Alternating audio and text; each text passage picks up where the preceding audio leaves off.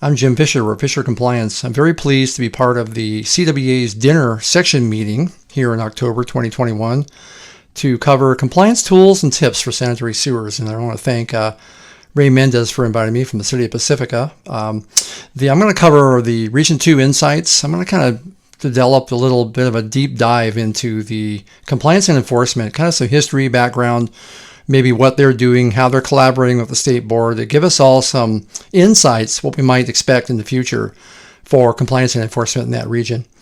And next, I'm going to present some compliance tips to leave you with and more at the end on resilience.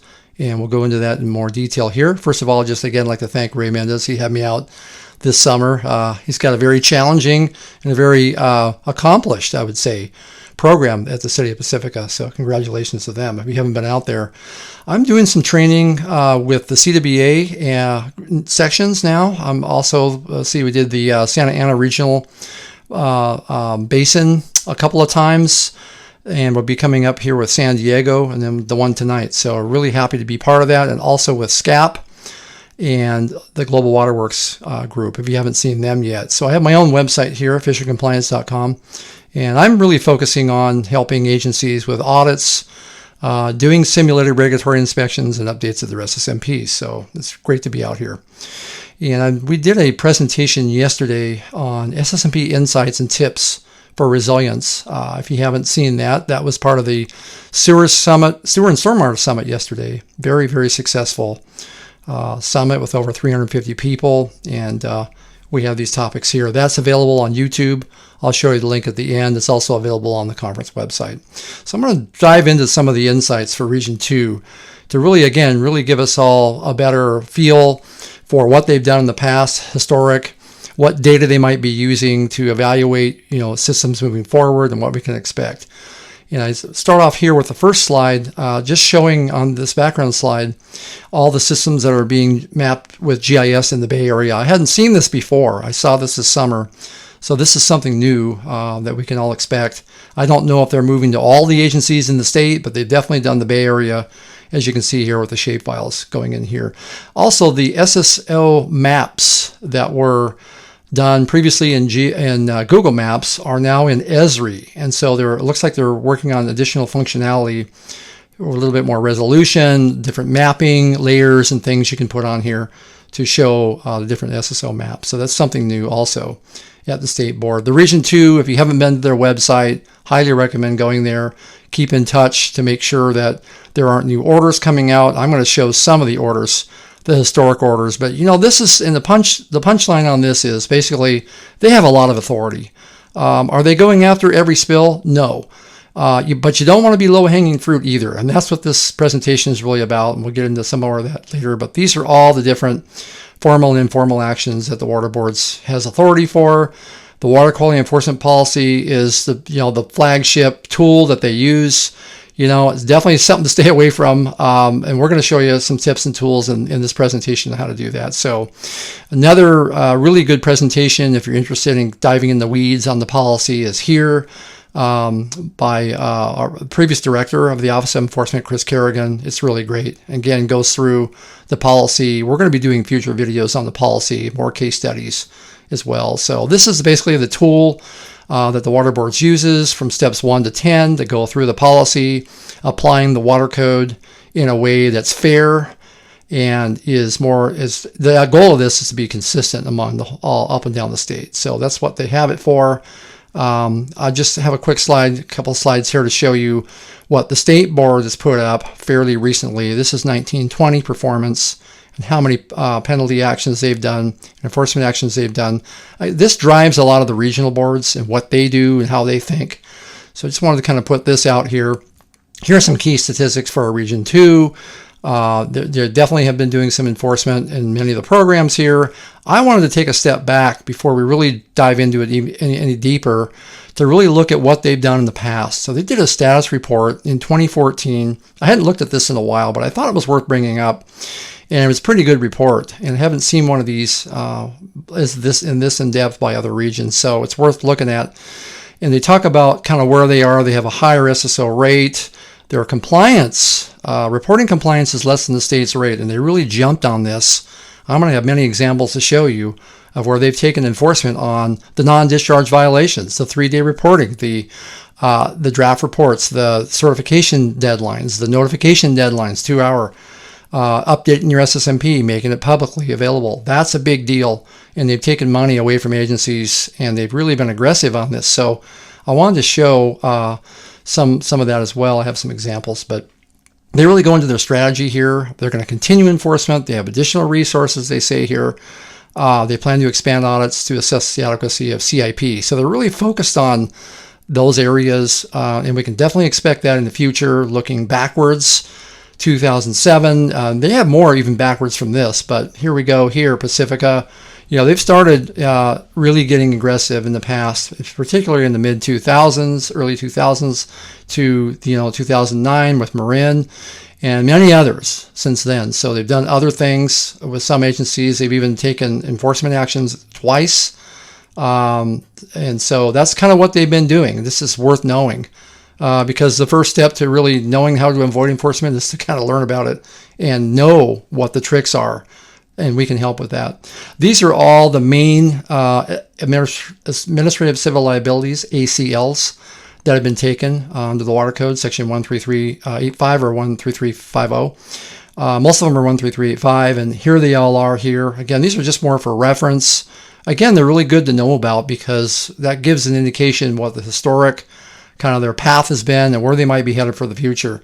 This surprised me that the monthly reporting compliance for spills, no spills, reporting has gone down in the past, for 3 or 4 years. That's really kind of alarming to me. That could be something the board might be looking at.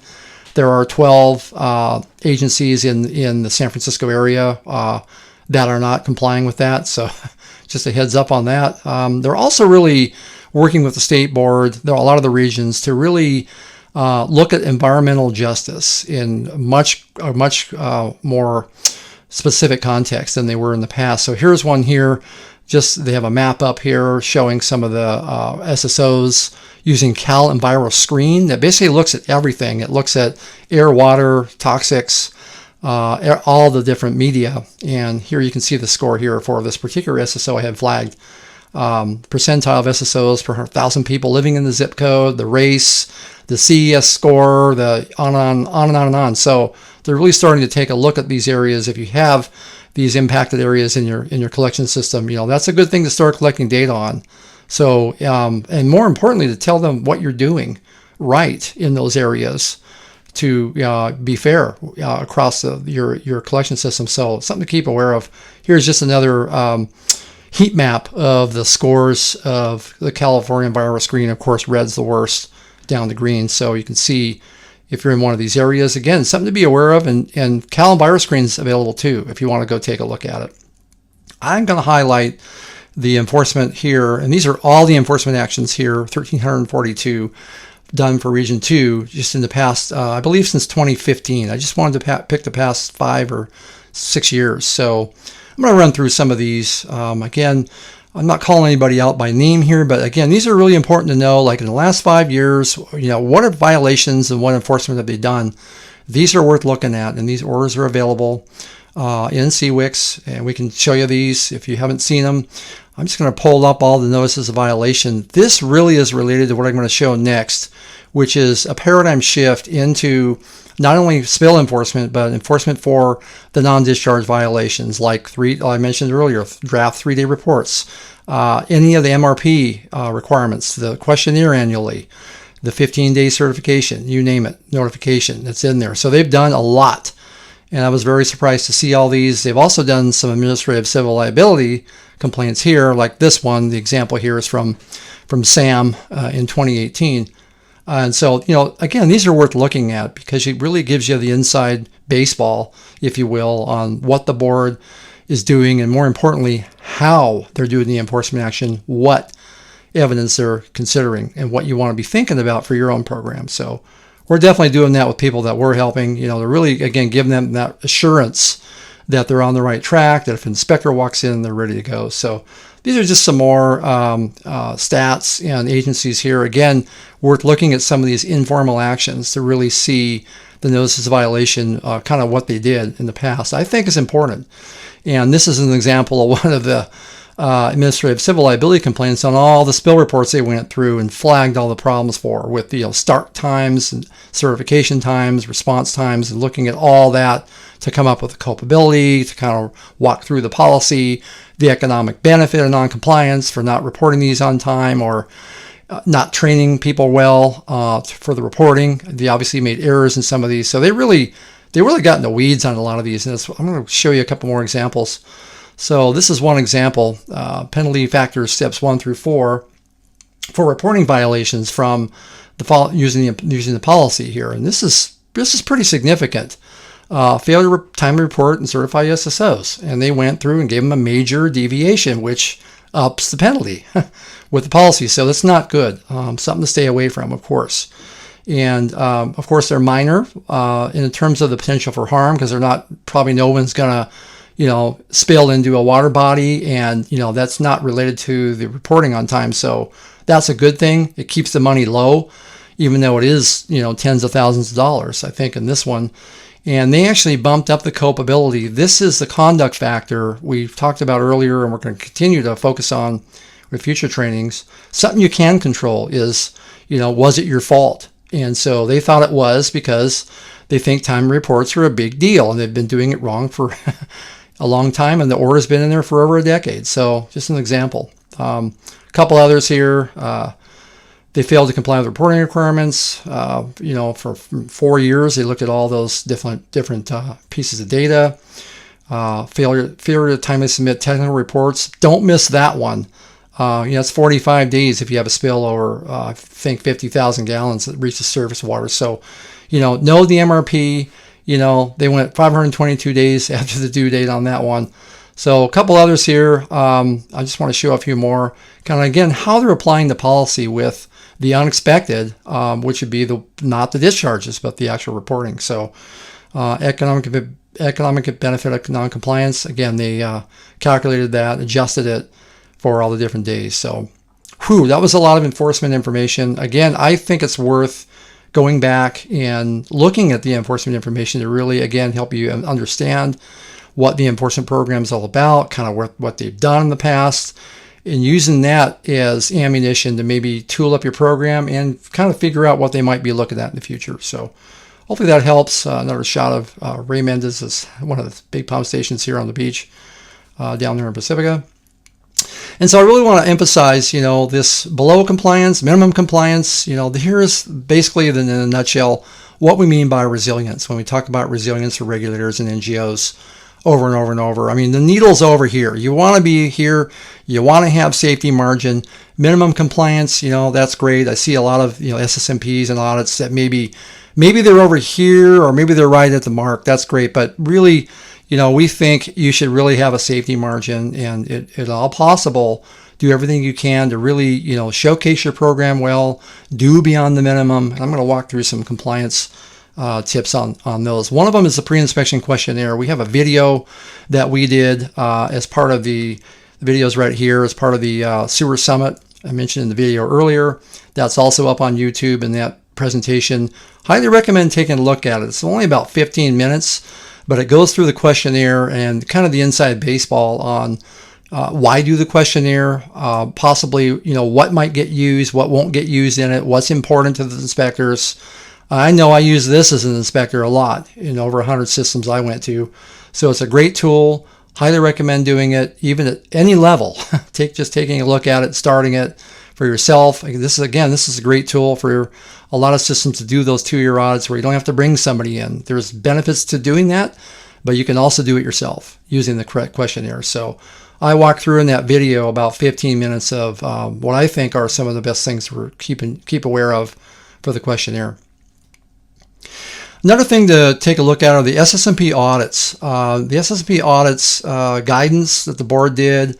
I was actually one of the presenters here back in, this is like 2013, I think, or 2011 actually, way back, like 10 years ago. And so I think it's still relevant. A lot of the audits that I've seen, and I'm going to show a couple, they don't measure effectiveness, and that's required. Both effectiveness and compliance. Compliance is the easy one. You can say, yeah, everything's fine. We have all these great things going on. Here's some opportunities to improve compliance. But effectiveness, to really measure effectiveness, It takes a lot of effort. And that's what we really recommend, is to do a good job with those audits, measuring the effectiveness so you hit the mark, beyond the mark for compliance. And not only that, it'll be easy to update your SSMP. Really, for any SSMP update, there should be an audit to really fold into that update. So this is, again, some of the things that are non-compliant. Some of this is okay. It's probably going to hit that sweet spot right there at compliance, but it's not going to have that added resilience. You're not going to be able to demonstrate to the board. And believe me, I feel like they're doing more and more. I don't see them out in the field. I haven't heard from anybody saying, yeah, the boards are coming out again all the time. But I think they're doing more from their desks, is what I would predict with the pandemic, like everybody else. So, the more you can show that you're doing beyond compliance, the better. So again, this would be just a really poor example of, check, we're done. And that was done earlier, I know, in the program. That checklist is still floating around, but still a big no-no. Stay away from. Another thing would be to really think about, I was looking at the questionnaire a little bit, and I would say, for agencies like this, here's a couple. They're not called out by name, but you can look at the WDID if you really want to know. If you have this many assets, you have 300 aerial crossings and, a couple hundred siphons or dozens of them, enhanced maintenance would be expected. And the inspector is going to call that out, and they're going to look at that. I know I did when I was at the board. So that's something else to keep a heads up on. Your asset inventory, is it accurate? Do you really have 324? That's a lot. But maybe they do. And if you do, there would be really an enhanced O&M for those assets beyond just the minimum of what you're going to be doing to showcase. Otherwise, you're going to get flagged. So I'm going to move into the last part on tips for resilience. Here's Ray again with his amazing storage facility here under a parking lot in Pacifica. Highly recommend going and looking at that if you haven't. A couple other agencies I was able to visit fairly recently is West Bay Sanitary District, the Santa Clara City, Sunnyvale had us out. It was really nice, and thanks to those agencies for having us out. So I'm going to move in now to sort of the tips on resilience on that needle and move to the right as far as you can. This is an example of some of the audits that we're doing to really move beyond minimum compliance. Looking at D13I, the goal, reduce spills, properly operate, maintain, manage. What else could you do to beef up that goal or to measure that goal? There are other provisions, okay, that are related that you can cite, that you can use. The inspectors do this too. They don't just look at one thing in isolation. They really look holistically. You can really look more than, again, beyond the minimum. So, and always citing the data that you review. What's the findings coming from?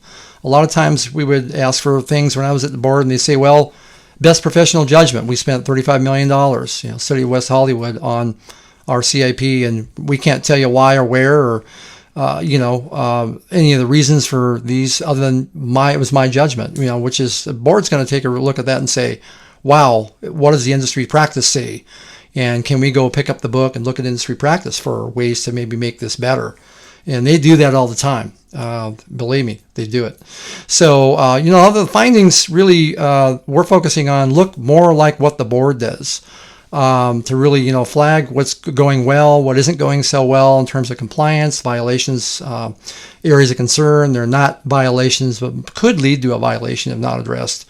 And some best practice suggestions, the really important meat on the bones so that the agency can efficiently and effectively update their SSMP and improve their effectiveness. So we took a look at all the non-discharge violations in Region 2, and this is shown here on the slide. There's about 2,000 Cat 1 for notification and 2,300 for draft and 1,200 for the late certifications for SSO timelines for certification, 15-day certification. So we're starting to really look at this. We have a tool that we've developed to make it really simple for the non-discharge violation calculations. Again, something to stay away from.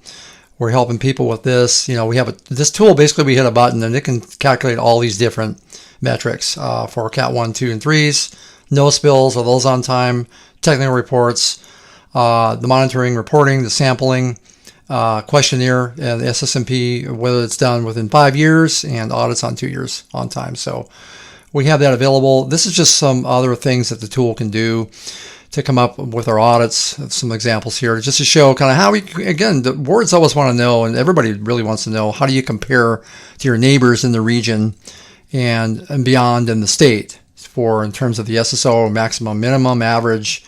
It does a good job doing that. This is an agency here we audited.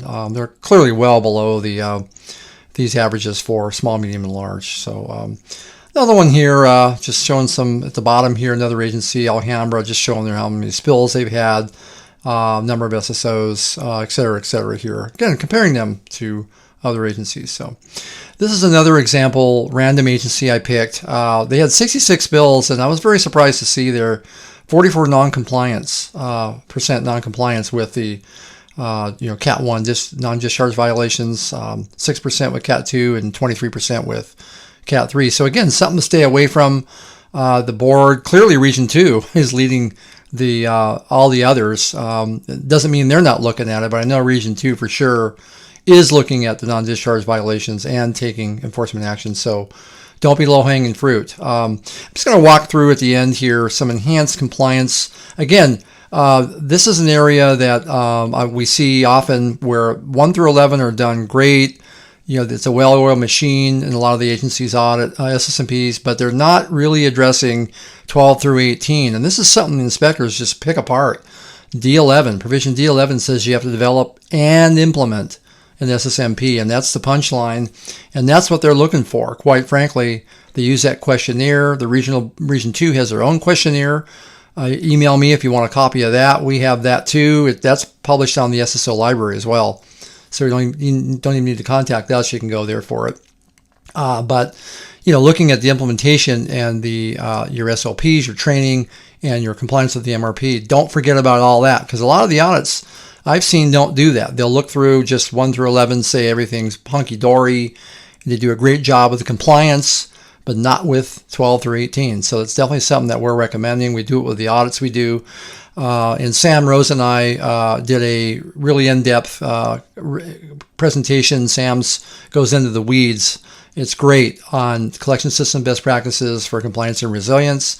And we did that for SCAP in March. So that's up on YouTube as well. I'll have a link at the end. But in a nutshell, this is kind of the approach that we're taking, using the compliance evaluation for really driving the SSMP audits, and using that for some preliminary findings, post-inspection findings, and using all that basically to develop the audit report to really make sure that it meets some sort of a standard. Here's the US EPA standard practice here in the compliance manual. I'll show in a second, steps 1 through 5. You can absolutely do this yourself.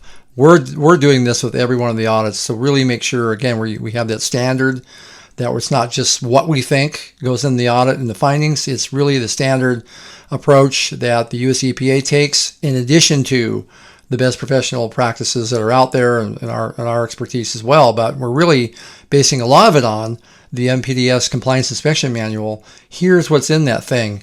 It's a beast, but if you zoom into the MPDS wastewater collection system, SSO inspections they call it, here's what the inspectors are trained to do. Here's what the procedures they do. This is what the water boards uses. The water boards goes through a whole week training on becoming a credentialed MPDS inspector. I'm also one of those. I was lucky to go to this. It's incredible. But again, they're using standards. EPA has a lot of standards, and their boards use these, and they'll pull that book out when they're there. So we're really using that for the compliance evaluation reports. Again, to really give you the assurance. And here's an example that you're gonna basically be walked through a simulated regulatory inspection at the end of the day, and have your findings that make sense and that are helpful. Looking at SOPs, this is an example one here, and some of the findings, the areas for improvement and best practice suggestions. Again, those are really the bread and butter of what we're doing with these audits. We think we can help a lot. It's been great being out there. Another area that Sam Rose has developed, helping me, are these key performance indicators. He's the master at these. And he developed these, I believe, with Eric Nielsen at his old agency. And I'm sure he's going to talk about those some more today. But really, okay, you have your goals of properly operate and maintain, or how do you measure that? And so right here, successfully amount conveyed to the treatment plant, gallons of sewage spilled versus returned to the sewer. Are you keeping track of this data? Because this is data to hold up to an inspector or to the board to say, look, yeah, we had that spill, but we're doing all these other key metrics, and we're tracking these, more importantly, which is required under the SSMP Section D13 to evaluate the success of your O&M program. So a lot of agencies forget about this, I think, and there might be a lot of missed opportunities here to really, track the manhole blockages that were discovered, the alarms went off that saved your bacon. So here's a few more. SSMP goals, how you have this proper operate and maintain, this D8 that we all see in the order. How do you do that? How do you measure that? Well, look at some of these that Sam came up with here. Annual review of the maintenance work plans. Are the staff maintaining the plan and implementing the plan as expected, or are they not? Are they going off course? Can you document that? Are they being adhered to? Desired outcomes and the goals, are they being met? Again, so you're really checking kind of like a mini evaluation of your SSMP for this one element. And these can be done for every element. Sam has examples of these. He's written for every single element, many supporting KPIs that can go with each one of these. So very exciting. This is, again, an area you can help you keep your finger on the pulse. It'll help you with this area here, the findings and best practice suggestions, going through really at the end of your audit to make sure that the needles are in the right place. And we're developing some checks right now to go through all the different sections in the order to make sure that the agencies really know if they're a D1 through 3, 4 through 7, 8 through 9, all those, and then the other ones I mentioned earlier. So there's some new trainings up on YouTube. I have about 10. I'd highly recommend going and looking at. If you want to use those for training for your staff, feel free. If there's others that you'd like, make some suggestions, send me an email. You can sign up on my website. Again, I really appreciate being out here and can't stress enough. And I'll turn it over to Sam in a minute. But, try to be resilient. Try to exceed compliance. Don't come in at the minimum, dragging on the bottom. So, I really thank you for inviting me today, and turn it over to Sam Rose. Thank you very much.